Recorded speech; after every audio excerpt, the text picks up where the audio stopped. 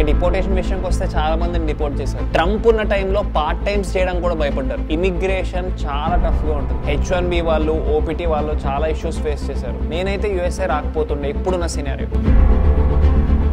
The gangs are gone. America is for Americans and Americans only.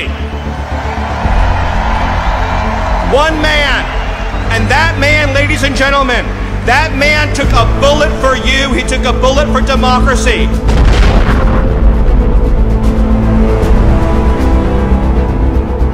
Hi darlings, అందరికీ కొత్తగా వచ్చిన వాళ్ళకి స్వాగతం, సుస్వాగతం. And this is Ramabai channel. కొత్తగా వచ్చిన వాళ్ళైతే డెఫినెట్గా సబ్స్క్రైబ్ చేసుకోండి and also try to like this video, ఎందుకంటే ఈ వీడియో చాలా ఇన్ఫర్మేటివ్ ఉండబోతుంది. చాలా మంది మొన్న పెట్టిన వీడియోకి కమెంట్స్ పెడుతున్నారన్నమాట, ఇప్పుడు USA రావాలా, should be plan to US, ఇది అది అని చెప్పేసి చాలా మంది అడుగుతున్నారు కదా. ప్రెసెంట్ ఇక్కడ జాబ్ మార్కెట్ బాగాలేదు, అందరికీ తెలిసిందే, నోన్ ఫ్యాక్ట్. కానీ ఇక్కడ ఒక ఆస్పెక్ట్ ఉంది మామ. Majority of Indian students abroad ఎందుకు వద్దాం అనుకుంటారు? Most of the Indian students come to escape the competition.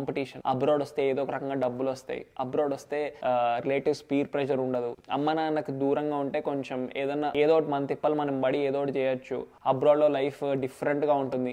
ఇవి గనక మీ మేజర్ రీజన్స్ అయితే USA is not the place for you. Only 5% of the students actually want to pursue abroad studies. Better life కోసం, better exposure కోసం, overall betterment కోసం. Most of the members వచ్చేదైతే escaping the competition, excess money. Coming to the money, ఇప్పుడున్న సినారియోలో money ఎక్కువ రావడం అనేది పక్కన పెడితే people are not able to pay loans. Little గా నాకు తెలిసిన చాలా మంది ఫ్రెండ్స్ అయితే లోన్స్ కట్టడం స్టార్ట్ చేయాలరా ఇప్పుడు ఎలా అనేసి తల బాదుకునే పరిస్థితి, సిగరెట్స్, మందులు ఇవన్నీ అలవాటు చేసుకునే పరిస్థితి. మ్యాటర్ ఏంటి తెలుసా, ఇదంతా చెప్తుంటే నేనేదో USA మిమ్మల్ని రావద్దనో లేదంటే అబ్రాడ్ అసలు ప్లాన్ చేయొద్దనో USA మంచిది కాదనో కాదు. జెన్యూన్ గా నా హార్ట్ నుండి చెప్తున్నా, USA is land of opportunities. ఈ పాయింట్ నేను 100% ఒప్పుకుంటా. కానీ most of the Indian student సైకాలజీకి USA కరెక్ట్ కాదు. ఎందుకంటే ఇక్కడ పార్ట్ టైమ్స్ చేసుకుంటూ ఏదో బతికేయాలన్న మెంటాలిటీ తోటే ఉంటారు చాలా మంది. సరే వస్తాయి, నీకు కొన్ని డబ్బులు వస్తాయి, ఆ వచ్చిన డబ్బులు స్టేటస్ నిలుపుకోవడానికే సగం అయిపోతూ ఉంటాయి, ఇక చాలా అవి ఇవి కట్టుకుంటూ వెళ్ళిపోతూ ఉంటాయి. So what is the use or what is the point? Part time jobs అయినా కన్స్ట్రక్టివ్ జాబ్స్ అంటే అది కాదు. ఈ పార్ట్ టైం చాకరీ చేసుకునేట్టయితే నువ్వు వేరే కంట్రీస్కి వెళ్ళి చేసుకోవడం బెటర్. ఎందుకంటే వీసా అడ్డంకులు ఉండవు, నువ్వు ఎంత టైం అంటే అంత టైం చేసుకోవచ్చు. ఇప్పుడు ఫర్ ఇన్స్టెన్స్ ఆస్ట్రేలియా ఉంది, ఆస్ట్రేలియాలో నువ్వు పార్ట్ టైం చేసుకుంటూ జిందగీ గడిపేయచ్చు. యాక్చువల్ గా మీరు అందరూ అనుకోవచ్చు వీడేదో ఎగ్జాగరేట్ చేస్తున్నాడు సిచ్యువేషన్ ఇది అని చెప్పేసి. నార్మల్ గా మీరు ఒక పని చేయండి, US లో ఉన్న ఎవరినైనా సరే, ఎవరిని అంటే H1 కి ఆల్రెడీ ట్రై చేసిన వాళ్ళు ట్రంప్ టైంలో ఆర్ లైక్ OPTs వీటి కోసం బాగా ట్రై చేసిన వాళ్ళు ఉంటారు కదా, వాళ్ళని అడగండి చెప్తారు. అందరు ఒకటేనా? ట్రంప్ మిగతా ప్రెసిడెంట్స్ వీళ్ళందరూ ఒకటేనా? ట్రంప్ టైంలో ఎందుకు ఇండియన్స్ అంత భయపడ్డారు అని చెప్పేసి ఇండియా రావడానికి భయపడ్డారు. చాలా మంది ట్రంప్ టైంలో ఇండియాకి వెళ్ళలేదు. అంతెందుకు, మాకు తెలిసిన అన్న ఉన్నారు, ఆ అన్నే 10 ఏళ్ళు అయింది USA వచ్చేసి, ఇప్పటిదాకా ఒక్కసారి కూడా ఇండియాకి వెళ్ళలేదు. ఇక ఎందుకు ఇండియాకి వెళ్ళలేదు అంటే షార్ట్ అండ్ స్వీట్ గా చెప్తాను, ఎందుకు ఇండియాకి రారు US లో ఉన్న వాళ్ళు తొందరగా అని చెప్పి 2 రీజన్స్ నేను చెప్తున్నా. ఇది ఆల్రెడీ చెప్పాను, but I still say reiterate, ఎందుకంటే కొత్త వాళ్ళు ఎవరైనా చూస్తుంటే వాళ్ళ కోసం, పాత వాళ్ళు ఇది చూస్తుంటే కనుక జస్ట్ స్కిప్ దిస్. మన మాస్టర్స్ 2 years ఉంటుంది. మాస్టర్స్ అయిపోయిన తర్వాత OPT 1 year ఉంటుంది. OPT అంటే ఎంప్లాయ్మెంట్ ఆథరైజేషన్, ప్రాక్టికల్ ట్రైనింగ్. దాని తర్వాత ఆ 1 year అయిపోయిన తర్వాత STEM OPT అని ఇంకో 2 years ఇస్తారు. ఈ 2 years తర్వాత కూడా మనం US లో ఉండాలంటే మనకు కావాల్సింది H1B. అంటే ఒక కంపెనీ మనల్ని స్పాన్సర్ చేయాలి. వీడు తోపు, వీడు తురుము, మాకు వీడు కావాలి, మా కంపెనీ వీడు లేకపోతే చాలా సిగ్నిఫికెంట్ లాస్ అయ్యే అవకాశం ఉంటుంది అని చెప్పేసి స్పాన్సర్షిప్ చేయాలన్నమాట. ఆ స్పాన్సర్షిప్ చేస్తేనే మనకి అంటే ఆ అప్లికేషన్ వెళ్తుంది ముందుకి. అలా సంవత్సరానికి దగ్గర 4 లక్షల అప్లికేషన్స్ వెళ్తాయి. ఆ 4 లక్షల అప్లికేషన్స్ లో 85,000 అప్లికేషన్స్ ని మాత్రమే పిక్ చేస్తారు. ఏది? Lottery system through. ఇప్పుడు ట్రంప్ వచ్చేసి ఆ లాటరీ సిస్టమ్ కూడా తీసేస్తా అంటున్నాడు, అది వేరే విషయం. మొత్తం మెరిట్ పెట్టేస్తా అంటున్నాడు. ఎనీవే, అసలు గట్టిగా మాడితే H1B కాన్సెప్ట్ నే తీసేస్తాం అంటున్నారు. నేను లిటరల్ గా చెప్తున్నా కదా, this is like a heat of the situation. చాలా మంది లిటరల్ గా ఇట్లా ఫైర్ మీద ఉన్నారు. ముందు అమెరికా డెవలప్ అవ్వాలి, అమెరికన్స్ డెవలప్ అవ్వాలి, America should be great again అని, రైజ్ అమెరికా అని. పైకి ఎవడు అనట్లేదు కానీ గో బ్యాక్ ఇమిగ్రెంట్స్ అని చాలా ఉంది వీళ్ళకి. లాటరీ సిస్టమ్ లో 85,000 అప్లికేషన్స్ పిక్ అయినాయి కదా, మిగతా 3,15,000 అప్లికేషన్స్ ఏమైనట్టు? And how they are staying in United States of America అనేది ఇక్కడ మేజర్ క్వశ్చన్. ఎలా సస్టైన్ అవుతున్నారంటే ఇక దాంట్లో లూప్స్ ఉంటాయి అనమాట. ఈ లూప్స్ అన్ని చాలా మంది వాడుకుంటారు. ఈ లూప్స్ వాడినంత సేపు బాగానే ఉంటుంది, ఇండియాకి వెళ్ళడానికి ప్రాబ్లం అనమాట. ఇప్పుడు మామ యుఎస్లో ఉన్నంత టైం ఎవడు ఏం చేయలేడు. కానీ ఒక్కసారి ఇమిగ్రేషన్ బయట అడుగు పెట్టామా, అది మర్యాద రామన్న సినిమాలో వాడు గడప దాటి అడుగు వెయ్యాలా అంటాడు చూడు, అట్లనే ఉంటది. నిజంగా చెప్పాలంటే గుండెల్లో గూగుల్ అవుతూ ఉంటది, వెన్నులో వణుకొస్తూ ఉంటది. నేను జోక్ చేయట్లా, చాలా మంది సొంత వాళ్ళు చనిపోతే వెళ్ళలేని సిచ్యువేషన్. నేను ఊరికే అనట్లేదు. ఇప్పుడు మా కొంతమంది ఫ్రెండ్స్ ఉన్నారు, ఆ ఫ్రెండ్ వాళ్ళ పేరెంట్స్, సొంత పేరెంట్స్ చనిపోతే వెళ్ళలేకపోయాడు. ఎంత బాధాకరమైన విషయం. ఎందుకు అంటే ఇంకా అది నేను మీకు ఎక్స్ప్లెయిన్ చేయలేను. చెప్పాను కదా, ఆ వీసా స్టేటస్లని, లేదంటే కాలేజ్ సిచ్యువేషన్స్ అని, ట్రాన్స్ఫర్లని, వీటి వల్ల ఇమిగ్రేషన్ లో ఏమైనా ఇష్యూ అవుతుందేమో, వెళ్తే ఇంకా వెళ్ళి ఏం ప్రయోజనం, ఇది అది అని చెప్పేసి చాలా మంది లిటరల్ గా బాధపడిన వాళ్ళు ఉన్నారు. అసలు ఫ్యాక్ట్స్ కానీ అసలు నిజాలు కానీ చెప్తే షేక్ అయిపోతారు. లిటరల్ గా చెప్తున్నా. వైఫ్ ఇండియాలో ఉండి హస్బెండ్ యుఎస్ఏలో ఉండడం, డిపార్ట్ అయిపోవడం ఇద్దరం. కొన్ని స్టోరీస్ అయితే హస్బెండ్ ఇండియా నుంచి యుఎస్ఏకి వస్తున్నప్పుడు డిపోర్టేషన్ చేసేయడం, వైఫ్ ఇండియా వెళ్ళి ఇండియా నుండి మళ్ళీ యుఎస్కి వస్తున్నప్పుడు ఇమిగ్రేషన్ లో ఆపేయడం. What US citizens or US people expect మనకు వీసా ఇచ్చేటప్పుడు బేసిక్ గా అడిగే క్వశ్చన్ ఏంటి, నువ్వు మాస్టర్స్ చేసిన తర్వాత ఏం చేస్తావు అని అడుగుతారు. మీరు యూఎస్ఐకి నిజంగా ఎప్పుడైనా ప్లాన్ చేసి ఉంటే మీకు ఆన్సర్ ఏమని చెప్తాం మనం, we're just going for masters అయిపోయిన తర్వాత వెనక్కి వచ్చేస్తాం అన్నట్టు చెప్తారు ఎవరైనా సరే. అక్కడికి వెళ్ళి మాస్టర్స్ అయిపోయిన తర్వాత జాబ్ చేస్తాను ఇది అది అని కూడా చెప్పాం. ఎందుకు వీసా రిజెక్ట్ అవుతుందేమో అని చెప్పేసి. What these people expect from us, these people expect that we come to USA, study masters, pay this అంటే so and so lakhs and just leave the country. ఏదో చదువుకోవడానికి యూఎస్ఏకి వచ్చాము, ఆ తర్వాత ఇండియా వెళ్ళిపోతాము. అరే నన్ను లిటరల్ గా నాకు కొంతమంది ఫారెన్ ఫ్రెండ్స్ ఉన్నారా, మంచోళ్ళే అందరూ, కానీ వాళ్ళు అడిగే క్వశ్చన్ కొన్నిసార్లు నాకు టెన్షన్ అనిపిస్తుంది అనమాట. ఇంకా అంటే మాస్టర్స్ అయిపోయింది కదా, ఇంకా నెక్స్ట్ ఏంటి, మనకి ఇన్సెక్యూరిటీ ఫీలింగ్ అనమాట. అంటే ఇంకెన్నాళ్ళు ఉంటావు, ఎప్పుడు ఇండియాకి వెళ్తావు, ఇది అదే అని అడుగుతున్నాడా, ఇది అదే. మాస్టర్స్ అయిపోయింది కదా ఇంకేంటి, you're going back to India, ఇది అదే అని అడుగుతారు. ఒకటి మాత్రం నిజం మామ, ఎంత లిబరల్ ఇది అది అయినా సరే ఎవడి కంట్రీ వాడిది. ఒక ఇమిగ్రెంట్ బయట ఎక్కడి నుంచో వచ్చేసి మంచిగా ఉంటున్నాడంటే ఎవడో చూడలేడు. ఫర్ ఇన్స్టెన్స్ నువ్వు ఉన్నావు మామ, నువ్వు సెటిల్ అవ్వలేదు సరిగ్గా, నీ పక్కన నేపాల్ వాడు సెటిల్ అయ్యాడు అనుకో, నీకు రావాల్సిన జాబ్ లో ఎట్లా అనిపిస్తుంది నీకు? అదే వీళ్ళ problem. Right now, widespread abuse in our immigration system is allowing American workers of all backgrounds to be replaced by workers brought in from other countries to fill the same job for sometimes less pay. This will stop. American workers have long called for reforms to end these visa abuses. Americans కి Indians వల్ల jobs పోతున్నాయి అనేది absolutely నిజమే. Indians వల్లే కాదు, వేరే countries వల్ల, China వల్ల, మెక్సికన్స్ వల్ల, to the matter of fact any immigrants వల్ల. ఎందుకంటే అమెరికన్స్ ఎక్కువ పేకి వర్క్ చేస్తారు. ఫర్ ఇన్స్టెన్స్ అమెరికన్ 100 రూపీస్కి వర్క్ చేస్తున్నాడు అనుకో, ఇండియన్ 40 రూపీస్కి వర్క్ చేస్తాడు. వీళ్ళ ప్రాబ్లం అదే అనమాట. వీళ్ళ ఆపర్చునిటీస్ తగ్గిపోతున్నాయి, వీళ్ళ డిమాండ్ తగ్గిపోతుంది. సో మీరు చెప్పండి, ఇప్పుడు మీరు ఒక కంపెనీ పెట్టారు, మీకు కాస్ట్ కటింగ్, కాస్ట్ సేవింగ్ చూడడానికే ట్రై చేస్తారు కదా. సో 40 రూపీస్ తీసుకునేవాడిని హైర్ చేసుకుంటావా, లేదంటే 100 రూపీస్ తీసుకునేవాడిని హైర్ చేసుకుంటావా? పైగా ఇండియన్స్ ఎలా కింద మీద పడి చేస్తారనమాట. ఇంకా అరే ఈ జాబ్ నిలబెట్టుకోవాలి అని చెప్పేసి. అండ్ ఈ విషయాన్ని ట్రంప్ చాలా సీరియస్ గా తీసుకుంటాడు అనమాట. If jobs are there, jobs should be first to Americans, ఆ తర్వాతే వేరే వాళ్ళకి. We believe jobs must be offered to American workers first. Does that make sense?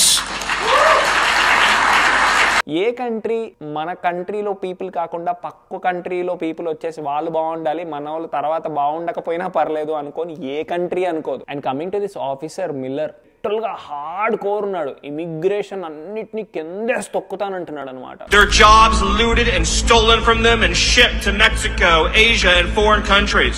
Enough, no more. America gets its future back. We are all feeling this heat already. నిజంగా చెప్పాలంటే we are worried. ఎందుకంటే immigration tight అయిపోతుంది. Immigration అని ఎందుకురా అన్ని సార్లు అంటున్నావు అంటావా? ఇక్కడ నుండి నేను నీకు చెప్తే అర్థం కాదు. ఎందుకంటే నాకు మా బావ వాళ్ళు చెప్పేవాళ్ళు, యాక్చువల్గా నాకు ఛాన్సెస్ ఉండేవన్నమాట కెనడా అదేంటది ఆస్ట్రేలియా పోవడానికి ఆర్ లైక్ యూఎస్ఏ రావడానికి. అప్పుడు మా బావ ఇమిగ్రేషన్ రా యూఎస్ అంటే ఇమిగ్రేషన్ ప్రాబ్లం ఉంటుందిరా, ఉండొచ్చురా, తలకే నొప్పిరా, అందుకే యూఎస్ నుండి ఇండియాకి అంత ఈజీగా వెళ్ళర్రా అని చెప్పేసి అంటాడు. అప్పుడు నేను ఇమిగ్రేషన్ ఏదోట్లే ముందు వెళ్ళి చూసుకుందాము, ఆ తర్వాత సంగతి తర్వాత అనుకునేవాడిని. డెల్లింగ్స్, నేను చెప్పేది జాగ్రత్తగా వినండి. దీని అర్థం మిమ్మల్ని ఏదో యూఎస్ఏ రాకూడదని భయపెట్టడం కాదు. యూఎస్ఏ వచ్చే వాళ్ళు ఎవడైనా సరే ఇక్కడ సెటిల్ సెటిల్మెంట్ ఎక్స్పెక్ట్ చేసి రాకండి. సెటిల్మెంట్ అవ్వడం చాలా టఫ్. మంచిగా మాస్టర్స్ చేసుకొని కొన్నాళ్ళు జాబ్ చేసి ఆ తర్వాత మళ్ళీ ఇండియాకి వెళ్ళిపోవడం అనే కాన్సెప్ట్ మీద రండి. ఎందుకంటే అమెరికా నుండి ఇండియాకి వెళ్ళడానికి ఇమిగ్రేషన్ చాలా టఫ్ ఉంటుంది. The major issue with America is the visa status. ఇది ఒక్కటే టఫ్ ఉంటుంది మేజర్ గా. ఇక్కడికి వచ్చిన తర్వాత అర్థమవుతుంది ఇమిగ్రేషన్ అంటే ఏంటి, దాని సీరియస్నెస్ అంటే ఏంటి అని చెప్పేసి. సో బేసికలీ ఇమిగ్రేషన్ అంటే ఏంటి? You entering in to the country, exiting the country. ఆ టు అండ్ ఫ్రో ఏదైతే ఉందో, ఇండియాకి వెళ్ళడం మళ్ళీ ఇండియా నుండి యుఎస్ రావడం, ఇదంతా టఫ్ అనమాట.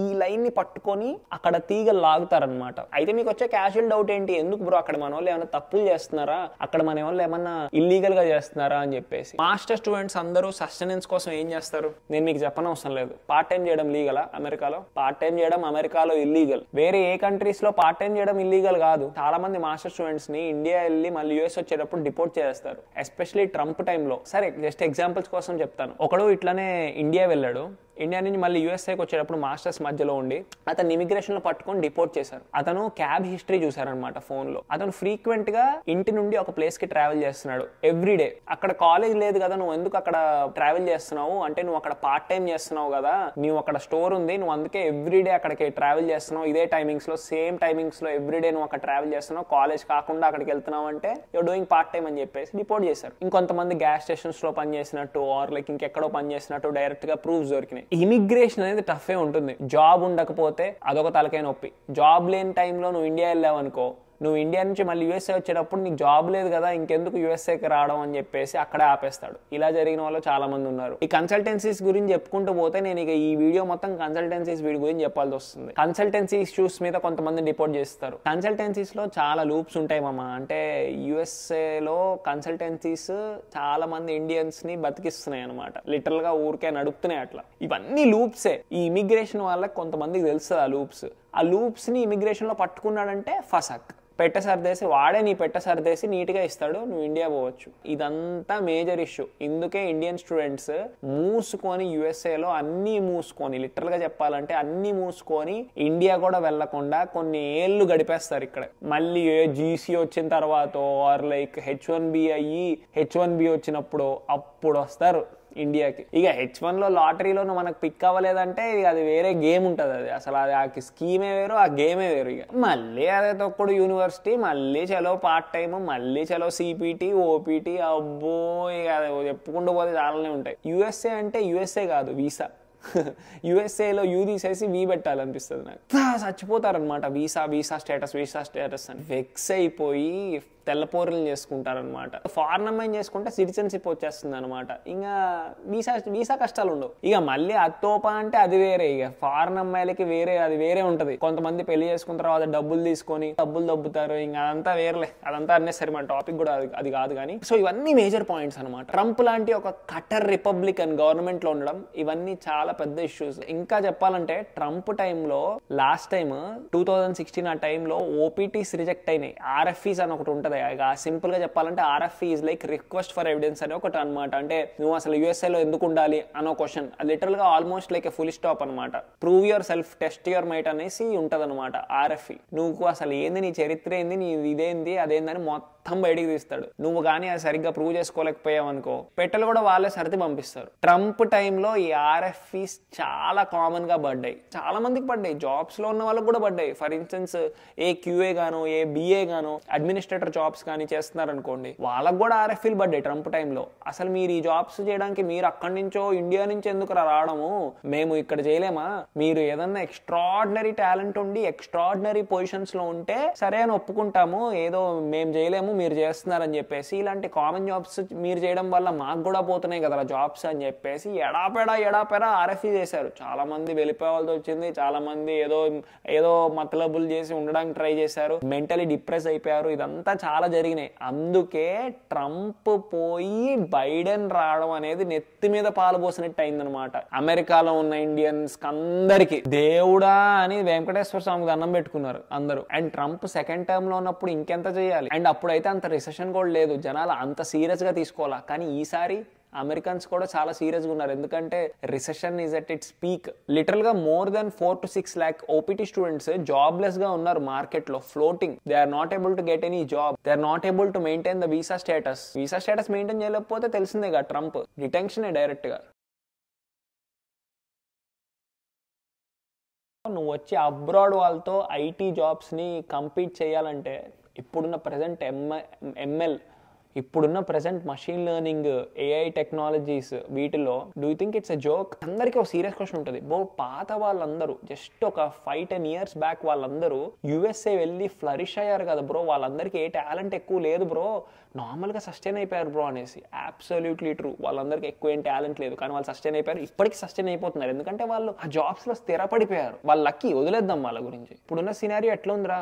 ఒక పక్క ఆర్టిఫిషియల్ ఇంటెలిజెన్స్, ఒక పక్క మషిన్ లెర్నింగ్, ఒక పక్క రోబోటిక్స్, ఒక పక్క high efficient workers. Students who are doing their masters or PhD are in lot of pressure because I'm not getting job in Microsoft, Amazon or Google. Other companies are there not getting fine. Startups are there still not getting. I'll work for free. Work for free అనే దాన్ని highlight చేసుకోండి. అంత talent ఉండి అంత desperation ఉండిన వాళ్ళకు కూడా ఇంకా జాబ్స్ రాలేదు. ఇంకా నార్మల్ టాలెంట్ వాళ్ళకైతే నేను చెప్పనవసరం లేదనుకుంటా. జావాలో 6-7 years ఎక్స్పీరియన్స్ ఉండి జాబ్లెస్ ఉన్న వాళ్ళు ఉన్నారు. డెవాప్స్ లో 6-8 years ఎక్స్పీరియన్స్ ఉండి జాబ్లెస్ ఉన్న వాళ్ళు ఉన్నారు.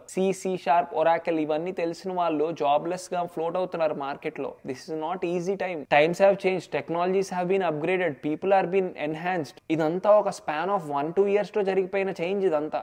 ఇప్పుడున్న సినారియోలో అయితే జాబ్ కి అయితే గ్యారంటీ లేదు డెఫినెట్ గా. ఇంకా పోను కూడా జాబ్స్ కి అయితే గ్యారంటీ లేదు unless and until you are extremely qualified, extremely skilled, extremely sound in technology. టెస్లాలో పనిచేస్తున్న వాళ్ళనే చాలా మందిని కొంతమంది సరిగ్గా పనిచేయట్లేదని చెప్పేసి తీసేశారు. Just look at my phone and my Microsoft Teams logged me out, and then it says my account was blocked. I had like a straight up panic attack. I was literally standing outside trying to figure out why my badge isn't working. Why is it that I can't log in? It notes the need for cost reductions and increasing productivity. And coming back to the immigration part, Trump is planning the biggest deportation in the history of America. Billions lo spend chesi mass deportation in the world history. Detention locks చేద్దాం అనుకున్నాడు. అంటే literal గా random గా road మీద ఎవరైనా వెళ్తున్నారు అనుకోండి, వాడి మీద నీకు అనుమానం వచ్చింది అనుకోండి, వీడు వీసా స్టేటస్ లేదు, వీడు ఏదో తేడాగా ఉన్నాడు అని చెప్పేసి, అది ఎవడైనా సరే ఇండియన్ అవ్వచ్చు లేదంటే మెక్సికన్ అవ్వచ్చు, వాడికి మీద కంప్లైంట్ ఇస్తే లిటరల్గా పోలీస్ వచ్చేసి వాడిని డైరెక్ట్గా తీసుకొని లోపలేసేస్తుంది అనమాట. డిటెన్షన్లో తీసేసి అక్కడి నుంచి డిటెన్షన్ నుంచి డిపోటేషన్ అనమాట. And you know what, automatic సిటిజన్షిప్ని అమెండ్ చేద్దాం అనుకునే ప్లాన్లో ఉన్నారు. అంటే అమెరికన్ కాన్స్టిట్యూషన్కి అగెయిన్స్ట్గా వెళ్ళడం. యాజ్ పర్ అమెరికన్ కాన్స్టిట్యూషన్ ఎవరైనా అమెరికన్ సాయిల్ మీద పుడితే వాడు ఖచ్చితంగా అమెరికన్ అయిపోవాలి, దాన్ని మార్చేస్తా అంటున్నాడు. ఎందుకంటే సింపుల్, ఇమిగ్రెంట్స్ ఇక్కడికి వచ్చేసి పిల్లల్ని అంటున్నారు, ఆ పిల్లలు సిటిజన్స్ అయిపోతారు. ఆ సిటిజన్స్ అయిపోయిన పిల్లలు 20 years తర్వాత పేరెంట్స్ కి సిటిజన్షిప్ వచ్చేస్తుంది అనమాట.